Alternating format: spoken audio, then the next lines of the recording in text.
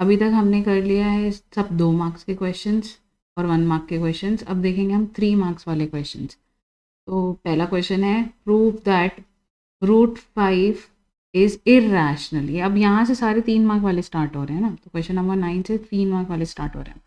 उसमें पहला जो हम देख रहे हैं, that is prove that root 5 is an irrational number. ये भी एनसीईआरटी, ठीक है। तो हमें यहाँ पे सबसे पहले क्या करना होता है, रूट 5 को हम रैशनल मान लेते हैं। तो रैशनल मान लिया, that means root 5 can be written as p by q, है ना। रैशनल के डेफिनेशन ही तो यही है ना कि it can be represented in the form of P by Q and P and Q भी को प्राइम्स, मतलब उनमें कोई भी कॉमन फैक्टर नहीं है पी और क्यू में, ठीक है। को प्राइम्स का मतलब ऐसा है उनमें कोई भी कॉमन फैक्टर नहीं है, ओके। तो हम नेक्स्ट स्टेप क्या होगा, स्क्वायरिंग बोथ द साइड्स। हम क्यू को इधर लेकर जाकर हमने इसको ऐसा लिख लिया, root 5 p equal to sorry root 5 q equal to p, और हमने स्क्वायर कर लिया। तो रूट 5 का तो 5 हो जाएगा स्क्वायर, क्यू का क्यू स्क्वायर हो जाएगा और पी का पी स्क्वायर हो जाएगा, ओके। यहाँ पे अब यहाँ पे हम थ्योरम यूज़ करेंगे कि P square is divisible by 5, P is also divisible by 5, है ना। यहाँ पे इसको ऐसे समझ सकते हैं कि q square equal to p square upon 5। हम पी स्क्वायर को 5 से डिवाइड कर रहे हैं, तभी एक नंबर मिल रहा है क्यू स्क्वायर। दैट मीन्स जो 5 है वो पी स्क्वायर को डिवाइड कर रहा है, तो 5 पी को भी डिवाइड करेगा, सीधी सी बात है ना। जैसे अगर 4 को 2 डिवाइड कर सकता है ना, तो उसका रूट ले लो, 4 का रूट होता है 2, तो 2 को भी 2 डिवाइड करेगा, है ना। क्लियर। तो वैसे ही अगर P square is divisible by 5, तो P is also divisible by 5, ठीक है। अगर रफ में आप ऐसा कुछ लिख दोगे तो आपको समझ में आ जाएगा कौन किससे डिवाइड हो रहा है यहाँ पे, है ना, मतलब 5 से कौन डिवाइड हो रहा है, ठीक है। तो that means P equal to 5A लिख सकते हैं, मतलब P को 5 डिवाइड कर रहा है तो एक नंबर मिलेगा, let it be A here, तो हम लिख सकते हैं P इक्वल टू 5A। ये चीज़ आपको रफ में करनी है, ये आपको फेयर में लिखना है कि P equal to 5A। P equal to 5A आ गया, where A is some integer, A क्या है, कोई सा भी एक इंटीजर है, ठीक है, क्योंकि डिवाइड करने पे एक इंटीजर मिलेगा। अब इसको भी स्क्वायर कर देंगे हम, ये P इक्वल टू जो 5A आया है उसको भी हम स्क्वायर कर देंगे, क्या मिलेगा, P square equal to 25A square. अब देखो ये इक्वेशन यहाँ पे आ रहा है P square equal to 5Q square, यहाँ पे आ रहा है P square equal to 25A square, तो हम इसको इक्वेट कर सकते हैं। तो हमें क्या मिलेगा, 25A square equal to 5Q square. Cancel करेंगे, 5 वन ज़ा 5 5 ज़ा, तो यहाँ पे क्या मिलेगा, Q square equal to 5A square. That means again हमको ये ऐसा कुछ स्टेटमेंट मिला, Q square equal to 5A square. इसका मतलब क्या है, Q स्क्वायर अपॉन 5 करेंगे तब जाके A स्क्वायर मिल रहा है, मतलब Q स्क्वायर को 5 जो है वो डिवाइड कर रहा है। Q square is divisible by 5, hence Q is divisible by 5। That means लिख सकते हैं Q इक्वल टू 5B, है ना। Q 5 से डिवाइड होगा तो कुछ इंटीजर देगा B, Q equal to 5B, where B is some integer. अब यहाँ पे आ रहा है कि P में भी 5 एज अ कॉमन फैक्टर है, Q में भी 5 एज अ कॉमन फैक्टर है, तो ये तो गलत है ना, हमने तो P एंड Q को प्राइम्स लिया था, ठीक है। तो ये क्या हो रहा है, कॉन्ट्रडिक्शन क्रिएट कर रहा है as P and Q are coprimes. इस कॉन्ट्रडिक्शन का रीज़न ये है क्योंकि हमने रूट 5 को हमने रैशनल लिया है। हम कंक्लूड करेंगे कि root 5 is irrational, root 5 is irrational, okay. I hope ये समझ में आ रहा होगा। अगर आपको इसका डिटेल एक एक स्टेप और अच्छे से समझना है तो आप मेरी वीडियोस दे सकते हैं रियल नंबर्स की, जो मैंने चैप्टर में कवर करी हैं। उसकी प्लेलिस्ट की लिंक आपको डिस्क्रिप्शन बॉक्स में मिल जाएगी, आप वहाँ जाके एक एक स्टेप कैसे परफॉर्म कर रहे हैं हम वो आप देख सकते हैं। यही है, बट मैंने इसमें थोड़ा जल्दी में बताया है, उसमें मैंने एक एक स्टेप डिटेल में बताया है, तो आप वो वीडियो जाके देख सकते हैं, आपको प्लेलिस्ट में मिल जाएगा रियल नंबर्स की, ठीक है। तो यहाँ हमें इसके मिल जाएंगे 3 मार्क्स। देखो यहाँ से यहाँ तक के लिए हाफ मार्क्स मिल रहा है, फिर ये जो हमने थ्योरम यूज़ किया है और ये कैलकुलेट किया है पूरा कि पी भी 5a है, क्यू भी 5 का फैक्ट मतलब क्यू में भी 5 का फैक्टर है, उसके 1.5 मिल जाएंगे। और जो लास्ट लाइन है कॉन्ट्रडिक्शन वाली, उसको लिखने के लिए हमें 1 मार्क मिल जाएगा। देखते हैं नेक्स्ट क्वेश्चन। नेक्स्ट क्वेश्चन भी सिमिलर है, थोड़ा सा अलग है और थोड़ा सा इजी है। तो यहाँ पे क्वेश्चन है, prove that 2 + √3 2 + √3 is irrational number given that √3 is irrational number, है ना। तो हमको 2 + √3 को करना है, तो अगेन हम इसको रैशनल मान लेंगे। रैशनल मानेंगे तो हम इसको लिख देंगे p/q फॉर्म में, फिर p and q are integers. अब बस हमें कुछ नहीं करना है यहाँ पे, इसमें हमें कुछ लेना देना नहीं है ज़्यादा, ना स्क्वायर करना है ना कुछ करना है, सिर्फ p/q फॉर्म में लिखा। अब बस √3 को इधर रखो, अब बाकी जितने भी इंटीजर्स या कुछ आ रहे हैं रैशनल नंबर्स, तो उसको इस साइड ले जाओ, ऐसा आ जाएगा। अब एलसीएम वगैरह ले लो, तो कुछ इस फॉर्म में मिल रहा है। अब भैया ये तो इर्रेशनल है और ये सारे इंटीजर्स थे, और इंटीजर्स को हम प्लस माइनस कुछ भी करें वो इंटीजर ही देगा, है ना।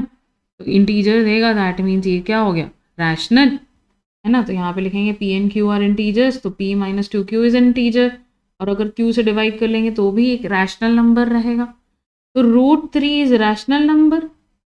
इससे कंक्लूड होगा कि अगर ये रैशनल है तो ये भी रैशनल होगा, बट √3 तो क्या था, irrational, which contradicts our assumption that √3 is an irrational, hence 2 + √3 is irrational number। ठीक है, क्योंकि यहाँ पे आ रहा है कि भैया ये दोनों रैशनल होने चाहिए, इसके अकॉर्डिंग √3 रैशनल होना चाहिए, बट √3 तो इर्रेशनल है ना। तो ये कॉन्ट्रडिक्ट कर रहा है, तो हेंस 2 + √3 इज इर्रेशनल नंबर। देखते हैं next question, question number 11। Okay, question number 11 में बोला है, find by prime factorization the LCM of the number 18180 and 7575। तो प्राइम फैक्टराइजेशन यूज़ करना है हमें यहाँ पे। तो प्राइम फैक्टराइजेशन के लिए हम पहले प्राइम फैक्टर्स निकाल लेते हैं, तो आप वो सॉल्व कर लीजिएगा।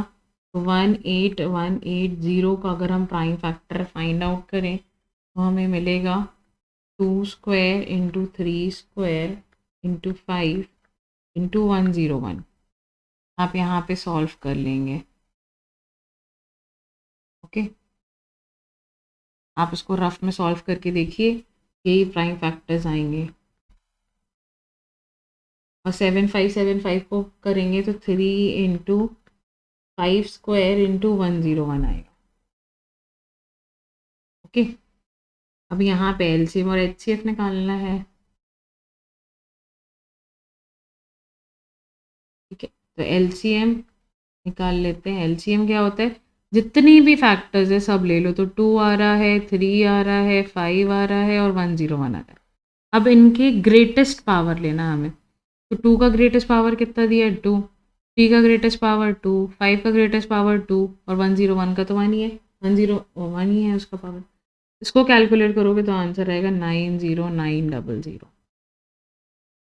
ओके, कैलकुलेट कर लीजिए। फिर HCF फाइंड आउट करेंगे, तो HCF फाइंड आउट करने के लिए क्या चाहिए रहता है हमें, सारे कॉमन फैक्टर्स। तो 3 है, 5 है और 101 है, और उनका भी लोएस्ट पावर, तो लोएस्ट पावर 3 का कितना है 1, 5 का कितना है 1 और 101 अभी 1 ही है।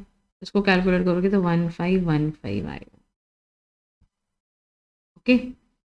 अब इसमें और वाले में क्वेश्चन पूछा था, that is 3 bells ring at interval of 6, 12, 18 minutes, मतलब 6 मिनट, 12 मिनट्स और 18 minute. If all the 3 bells rang at 6 AM, when will they ring together again. Okay, तो ये एनसीईआरटी टाइप का क्वेश्चन है, एनसीईआरटी का ही क्वेश्चन है, ठीक है। तो यहाँ पे हमें क्या निकालेंगे, यहाँ पे HCF निकालेंगे कि LCM। तो यहाँ पे हमको तीनों का कॉमन देखना है, मतलब ऑफ कोर्स यहाँ पे आप सोचो कि 6 मिनट तो आंसर नहीं हो सकता, या उससे छोटा आंसर तो नहीं हो सकता, है ना, क्योंकि बाकी दोनों कवर नहीं हो पाएंगे। अगर मैंने बोला आंसर 6 मिनट, तो बाकी दोनों तो कवर ही नहीं कर पाएंगे ना। तो 6 से छोटा तो आंसर नहीं हो सकता। दैट मीन्स HCF नहीं हो सकता, क्योंकि HCF की वैल्यू छोटी आती है और LCM की वैल्यू बड़ी आती है। तो 18 या 18 से बड़ा आंसर हो सकता है? यस, हो सकता है, क्योंकि तीनों उसमें कवर हो जाएंगे। क्लियर? तो आंसर इज LCM। इन तीनों का हम अगर LCM फाइंड आउट कर लेंगे तो हमें आंसर मिल जाएगा। तो फटाफट कर लेते हैं।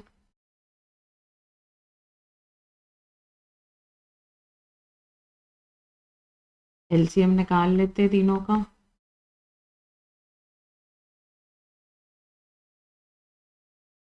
LCM हमने देखा कि जितने भी आ रहे हैं उनका हाईएस्ट 2 का पावर 1 है, यहाँ पे 2 का पावर 2 है, यहाँ पे 2 का पावर 2 है, 2 का पावर 2 और 3 है तो 3 का पावर 2 है यहाँ पे, तो 3 का पावर 2।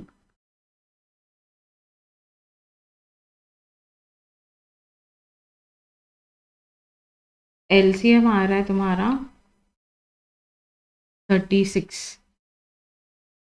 LCM हमारा आ रहा है यहाँ पे yes 36। That means after 36 minutes they will ring together again. That means 6:36 में फिर से सेम क्या होगा, सेम टाइम पे रिंग करेंगे।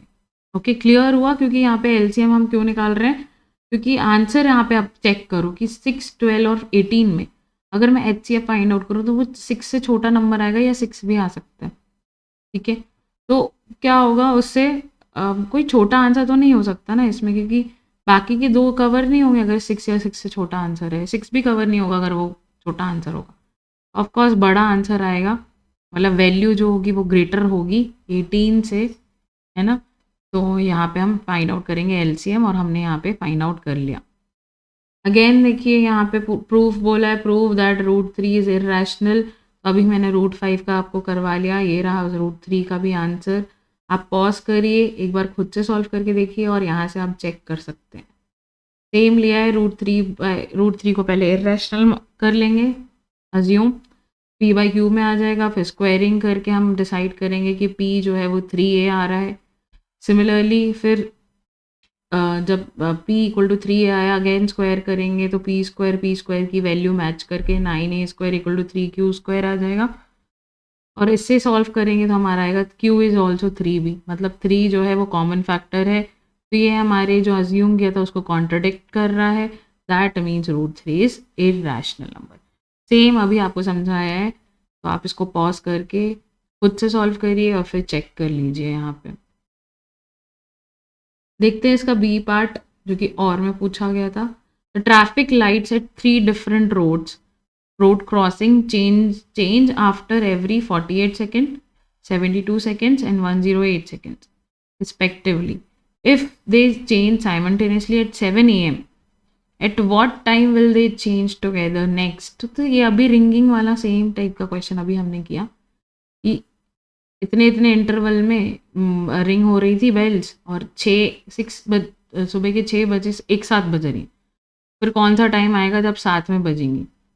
ठीक है, तो यहाँ पे ट्रैफिक लाइट का दे दिया है कि इतने 48 सेकेंड में एक चेंज हो रही है, 72 सेकेंड्स में एक और दूसरी वाली चेंज हो रही है और 108 सेकेंड में दूसरी चेंज हो रही है। अगर 7 बजे सुबह तब एक साथ चेंज हो रहे हैं, है ना, तो नेक्स्ट टाइम कब ऐसा होगा।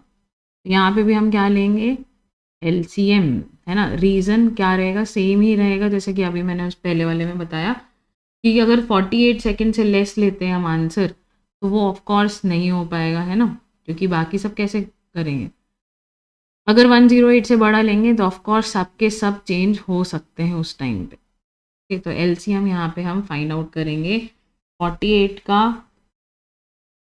72 का और 108 का। सबसे पहले हम क्या निकाल लेते हैं, प्राइम फैक्टराइजेशन हम कर लेते हैं। ओके, हम प्राइम फैक्टराइजेशन कर लेंगे तो 48 का आएगा 2 का पावर 4 × 3, 72 का आएगा 2 का पावर क्यूब × 3² एंड 108 का आएगा 2 का स्क्वायर × 3 का क्यूब। अब यहाँ पे हम LCM फाइंड आउट कर लेते हैं। LCM होता है सारे फैक्टर्स ले लेते हैं एंड उसका हाईएस्ट पावर देखेंगे तो 4 है 2 का और 3 का है क्यूब। 2 का पावर 4 होता है 16 इंटू 3 का क्यूब हो जाता है 27। इसे हम सॉल्व करेंगे तो आंसर आएगा 432। ठीक है, तो 432 सेकेंड्स, आफ्टर 432 सेकेंड्स यहाँ पे जो ट्रैफिक लाइट है वो साइमल्टेनियसली चेंज हुई। दैट मीन्स इसको मिनट्स में अगर हम चेंज करना चाहें तो 432 डिवाइड बाई 60 कर लेंगे और सॉल्व करेंगे तो यहाँ पे आएगा 7 मिनट्स और 12 सेकेंड्स। मतलब after 7 minutes and 12 seconds lights जो हैं फिर से साइमल्टेनियसली चेंज होगी। ओके, नेक्स्ट देख लेते हैं। ठीक है, तो नेक्स्ट में पहला क्वेश्चन है find the LCM and HCF of 26, 65 and 117 using prime factorization. यहाँ पे फटाफट सॉल्व कर लेंगे। 26 का फैक्टर्स निकाल लेते हैं। तो 26 का फैक्टर आएगा 13 इंटू 2। फिर नेक्स्ट नंबर है 65, दैट इज 13 इंटू 5 और लास्ट है 117, दैट इज 13 इंटू 3 का स्क्वायर।